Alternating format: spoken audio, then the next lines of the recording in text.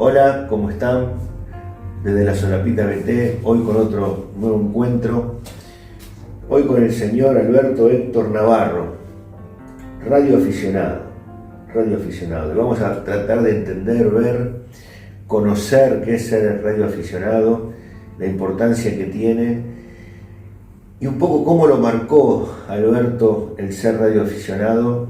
Y vamos a contar y ver un poco de esa historia, como siempre decimos, con ese ojo de historia.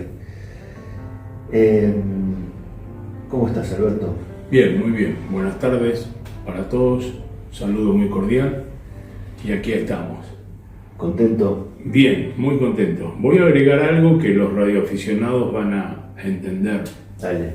Y los leo por ahí no, pero como radioaficionado yo tengo una licencia oficial que me identifica. Lima, Whisky, 5, Delta Kilo. O sea, son 4 letras con un número en el medio. Bien. Esta licencia es internacional, pero es de la República Argentina. Las 2 primeras letras identifican a la República Argentina. Por lo tanto, como radioaficionado en el mundo, cuando yo salgo por la radio, el que me escucha del otro lado automáticamente sabe que soy de la República Argentina.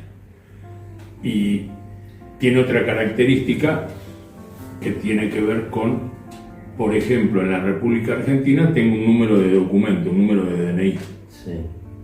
Pero en Uruguay puede haber otro con el mismo número, en Paraguay otro, en Perú, en Lima, en Inglaterra, con el mismo número, pero con distinto nombre y otra edad. Esta licencia me identifica a nivel mundial y soy único. No hay en el mundo otra persona que tenga la misma licencia. A ver, Alberto, ¿y qué es ser radioaficionado? ¿Cómo podemos definir el ser radioaficionado? Bien. Ser radioaficionado es una persona que se preocupa por las comunicaciones en primer lugar, por aprender la técnica, ponerla en práctica, llevarla adelante, ejercitarla. Muchos de los adelantos que han tenido que ver con las comunicaciones en el mundo nacieron desde los radioaficionados. Aquel famoso 140 caracteres de Internet. Antes de que existiera Internet, los radioaficionados ya lo usábamos en un sistema que se llamaba Packet, y que es un sistema donde va un mensaje y vuelve y no puede ser más grande de 150 caracteres. Nosotros ya lo usábamos antes de la Internet. ¿Y cuándo empezaste? Yo empecé muy joven, 13 años aproximadamente, durante 2 o 3 años, pero no lo pude practicar porque, bueno, por cuestiones familiares, estudios, posteriormente me casé. Después de estar casado, bien asentado, con tranquilidad, retomé todo lo que tiene que ver con la radioficción. Y a pesar de capacitarme en todo lo que tiene que ver con la parte reglamentaria y todo lo que tiene que ver con la parte antenas, son las partes que más dominé. Por una cuestión de vista no me dediqué a la parte interior de los equipos. Todo esto hizo que tomara conocimiento de lo que son las comunicaciones. Sí. Y eso de alguna manera me impuso una tarea, el servicio. A ver, contanos eso, ¿cómo es lo del servicio? El radioaficionado tiene una característica fundamental, que es comunicarse con el lugar más lejano del mundo, dando la vuelta al mundo, tratar de conseguir un contacto, y ese contacto se verifica, se certifica con una tarjeta postal, a nivel radioaficionado se llama QSL, son 3 letras. Cuando yo hago el contacto con alguien de Filipinas, el de Filipinas me manda una que es la personal de él, yo le mando mi personal, y de esa manera los dos certificamos el contacto. Nos sirve como antecedente para crecer como radioaficionado. Perfecto. Yo a partir de ahí crezco como radioaficionado, voy teniendo distintas actividades y me permite en un determinado momento, pasado un determinado tiempo, ascender de categoría. pasar de inicial a intermedia. Hoy intermedia no existe más. Categoría general, categoría superior y especial. Ajá. ¿Y eso más o menos en qué años fueron cuando empezaste? Yo empecé la segunda etapa, la etapa concreta, más o menos 1985, 86, por ahí. Primero en una etapa con lo que se llamaba banda ciudadana, con licencia, no muchos la sacaron, y en muy poquito tiempo, en la medida que me fui haciendo más ducho en el tema, hice los cursos correspondientes, di los exámenes correspondientes y tuve mi licencia de radioaficionado. Todo muy interesante, ¿no? Sí, y ahora voy a la otra parte.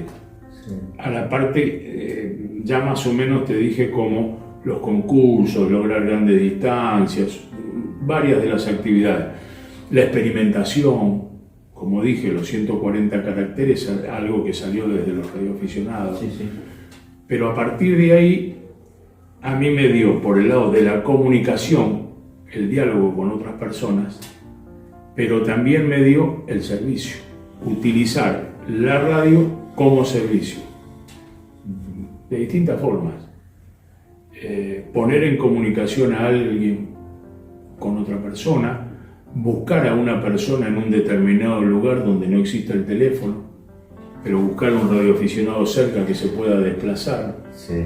Y a partir de ahí es una tarea.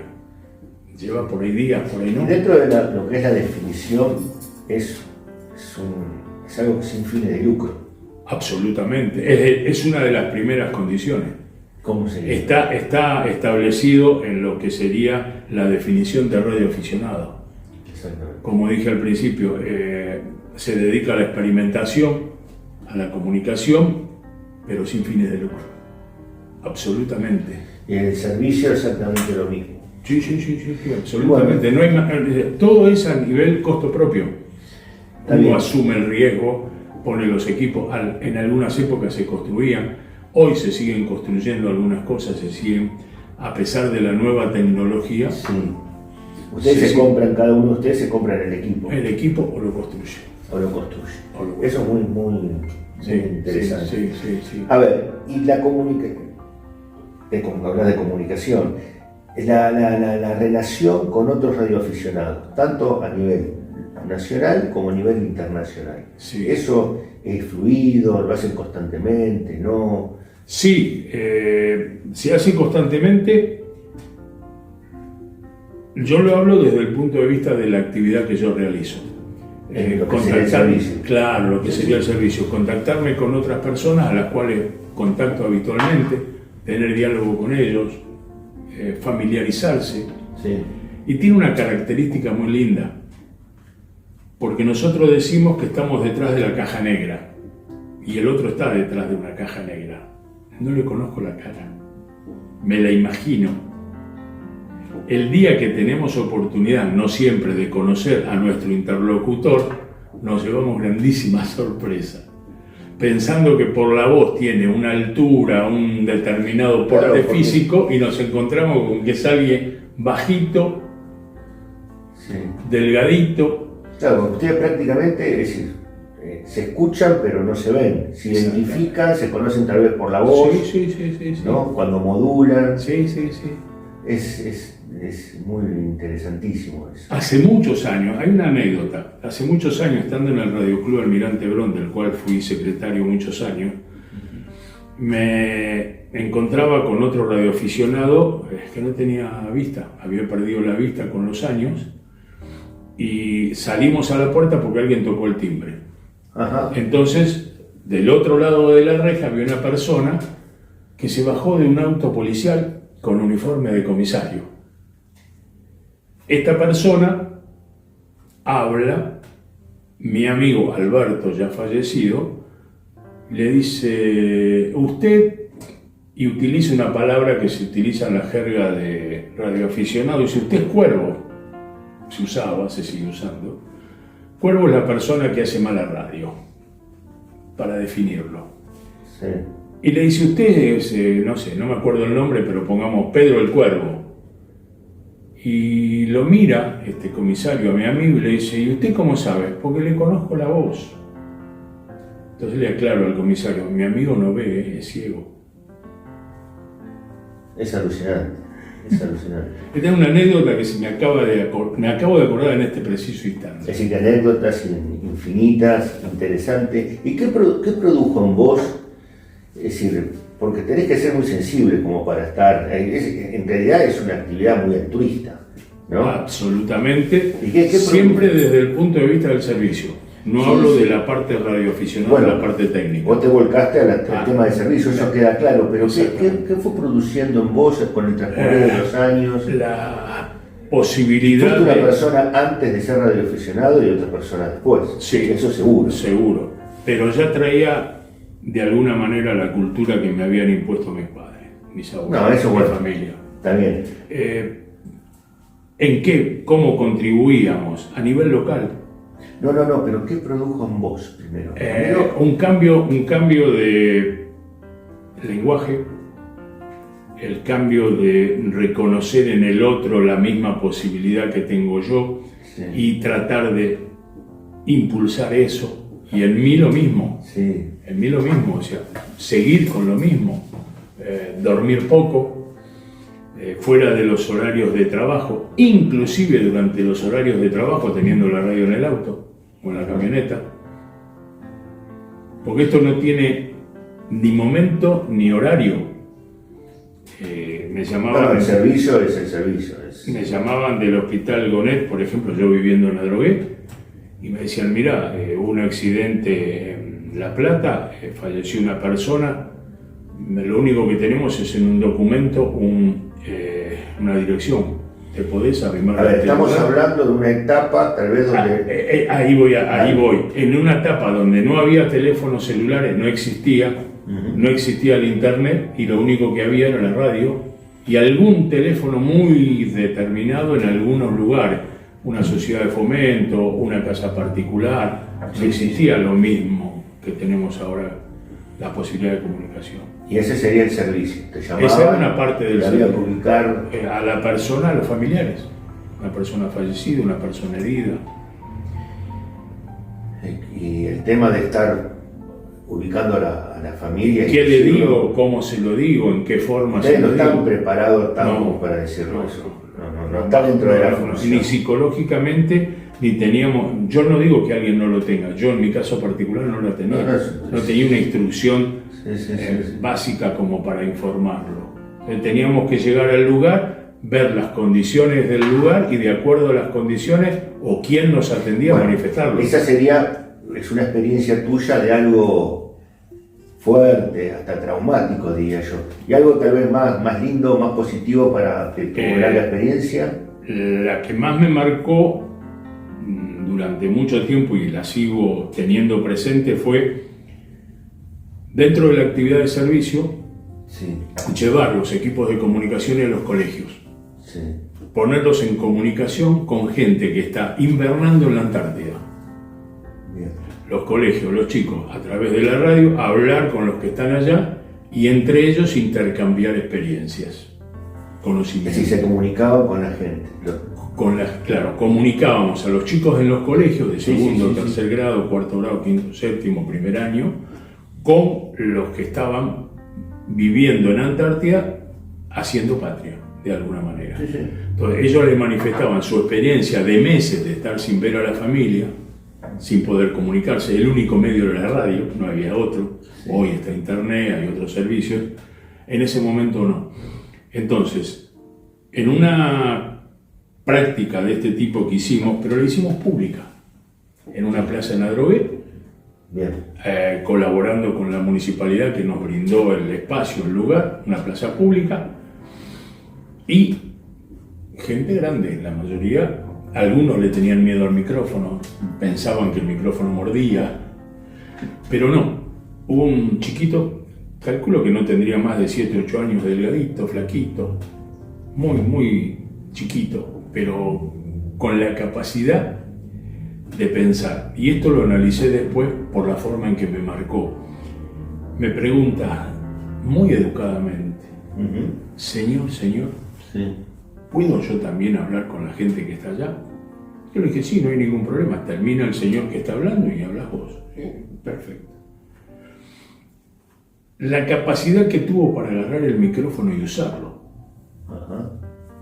Hacer las pausas de cuando él terminaba la pregunta, esperando que el otro le respondiera. Cuando el otro le respondía, él apretar el micrófono y hablar. La rapidez con que tomó eso. Pero eso no fue lo que me marcó. Lo que me marcó fue la forma en que preguntó y lo que preguntó a la gente que estaba allá. Una de las preguntas más importantes fue: ¿qué sentía la persona que estaba dialogando con él estando tan lejos de la familia durante tanto tiempo, sin verlo y sin la posibilidad de dormir todas las noches con ellos, por ejemplo, y cosas así? Eso le preguntó. Y eso te tocó. Absolutamente, viniendo de un chico de 6, 7 años, 8 años. Era imposible. La gente mayor, grande como en ese momento, 20, 30, 40, 50 años, no lo preguntó nunca y no lo volví a escuchar nunca de ninguna otra persona. Y para la gente también que estaba allá lejos, el poder hablar también es Motiva, motiva da muchísimo. fuerza, da... Lo que nosotros lográbamos a través de estas comunicaciones era el contacto de esta gente en un continente inhóspito con la gente del continente y ellos estar conectados. La otra ventaja que tenían ellos allá, por ejemplo, era poder expresar lo que ellos sentían a la gente que estaba acá. Sí. Están en un lugar donde los que nosotros comunicamos, hoy ya las cosas un poco cambiaron, en un lugar donde durante 8 o 9 meses no hay posibilidad de arrimar un barco, no hay posibilidad de llegar con un helicóptero, no hay posibilidad de llegar con nada. Tenían un problema médico, si no lo resolvía el médico de la base, y no había otra forma. Arreglate como puedas. No hay... eso era un poco lo que me motivaba a mí particularmente a realizar este tipo de charlas. Sí, estamos hablando con Alberto Navarro, radioaficionado. Prácticamente me estoy quedando callado escuchándolo porque es muy, muy interesante lo que vamos escuchando por parte tuya, Alberto. La verdad que es un tema. Lo que más me gusta de esto es que no es algo muy conocido. El radioaficionado no es algo que se conozca, ni la función ni la importancia que tuvo y que tiene. Y estos son algunos ejemplos. Seguramente en tantos años Alberto tendrá muchos para contar, tal vez algunos se puedan contar, otros más o menos, pero bueno, eso me parece que es muy... que puedas tener esta voz me parece que es muy importante. Ahora, dame otro ejemplo que me gustó, dame otro ejemplo lindo. Sí, Clínica en La Plata. Sí. Una señora tuvo familia, el esposo estaba navegando en un barco mercante a la altura del Pacífico, rumbo a la otra mitad del globo, en el medio de la nada. Llevé mi vehículo, llevé mis equipos de comunicaciones, los puse en la habitación de la señora que había tenido familia, la cual no conocía. La conocí en ese momento, puse la antena en el exterior. Siempre tenemos la capacidad, los radioaficionados, es una de las cosas en las cuales me especialicé particularmente, en poner una antena en cualquier lado y en las peores o mejores condiciones. Entonces, como fuera, la comunicación se tiene que hacer sí o sí. Perfecto. Pongo el equipo de comunicaciones y empiezo a llamar al barco, a la radio del barco, hasta que en algún momento logré comunicación. La gente de la radio, el operador de radio, me busca dentro del barco al marinero, no sé qué función tenía en el barco, que desempeñaba. Sí, el padre del chico. El padre del chico. Se pone en la radio, empiezo a dialogar, le pregunto cómo está, todo, si sabía las novedades. ¿Qué novedades? no sabes nada, no. Bueno, mira, te voy a poner en contacto con una persona a través de la radio que está acá al lado mío, habla con ella y ponete vos de acuerdo, hablar. Sí. La esposa con él y empieza el diálogo, hasta que de movida el marido le pregunta, bueno, ¿cómo está? ¿Ya, cómo va? ¿En qué momento va a llegar el bebé? ¿No va a llegar? Y la mujer le dijo, estoy internada en la clínica, ya tengo el bebé, está acá al lado mío, es una beba o un bebo, no me acuerdo qué era. Eso es emocionante, poder lograr ese tipo de comunicaciones en esa época, claro. Ahora ya es un poco distinto. Bueno, entonces hablemos, es apasionante, pero bueno, está bien, pero esto es con ojo de historia, y con ojo de historia pasó, ¿sí? Tuvo una importancia y tiene una importancia muy, muy marcada y hay que rescatarla y creo que es fundamental. Sí. Y a mí me parece que a vos te hace, el contarlo también te hace... me pone bien. Te pone bien. Me y hoy, con estos cambios de la comunicación, que vos venís diciendo en internet, el cambio que hubo hoy, el ser radioaficionado, ¿cambió? ¿En qué se modificó? ¿Sigue siendo útil? ¿Sigue siendo tan útil? Sí, absolutamente. Por ley del Estado, los radioaficionados somos la reserva de comunicaciones de la nación. Bien. Por eso la licencia a nosotros, más allá de que nos la otorga un organismo que es ENACOM en este momento, la firma viene de gobierno central. Tenemos ciertas autorizaciones que nos permiten dentro de un reglamento. Sí. Hace pocos años atrás, recordarán, hubo un tornado muy importante que en la zona sur acá particularmente abarcó Lonchán, Cleu, cruzó, pasó por Florencio Varela, cruzó, pasó por Punta Lara, o sea, Villa Elisa, toda esa franja. Ese lo recuerdo muy bien, la zona rural de Varela. Claro. En esa época yo seguía viviendo en Adrogué, estaba como miembro del Radio Club Almirante Brown, era el secretario, teníamos colaboración con la municipalidad por los conocidos que teníamos y fuimos los únicos, los primeros en entrar a la zona del siniestro, donde armamos 5 estaciones de radio, entre ellas la mía, a disposición en ese momento, porque yo la puse, donde no había comunicación de bomberos, no había comunicación de salud, no había comunicación de policía, no había ningún tipo de comunicación. Los teléfonos se habían caído porque las celdas se habían caído, se habían volteado las torres, no existía, no había ninguna manera. ¿Qué es lo último que queda? Los radioaficionados. Y esa reserva está al pie del cañón. Siempre, tiene que estar, si no nos sirve. Bien. ¿Para qué estamos? Los que hacemos servicio. No. A partir de ahí... Vos te abocaste al servicio. Claro, sí, a partir de ahí, dentro de este tipo de comunicaciones, la cosa cambia. Ya nosotros no hablamos, sino que comunicamos. Yo recibo de un médico, de una ambulancia, un determinado pedido y lo transmito a una determinada base, a una determinada central, para que ellos provean y resuelvan en consecuencia, de acuerdo a un método, a un sistema que ya está previsto. Es decir, que digamos, la importancia pasa a ser en zona de desastre. Nosotros somos la comunicación. No hacemos medicina, no hacemos salud, no hacemos policía, nada. Somos el comunicante, el que comunica 2 puntos, donde no hay comunicación entre ellos. Bueno. Eso en esta oportunidad. Y te puedo contar la última, ahora, fresquita. Dale. Inundación en Bahía Blanca. Pasó exactamente lo mismo. Ahora, nosotros teníamos radioaficionados amigos. Allá en Bahía Blanca. Punta Alta, toda la zona, Bahía Blanca. ¿Cuál es la primera preocupación? ¿Cómo está? ¿Qué necesitas? ¿Qué no necesitas? ¿Cómo está la cosa? Se armó una red a través de la radio y de ahí se canalizaron todas las necesidades que se iban presentando al momento.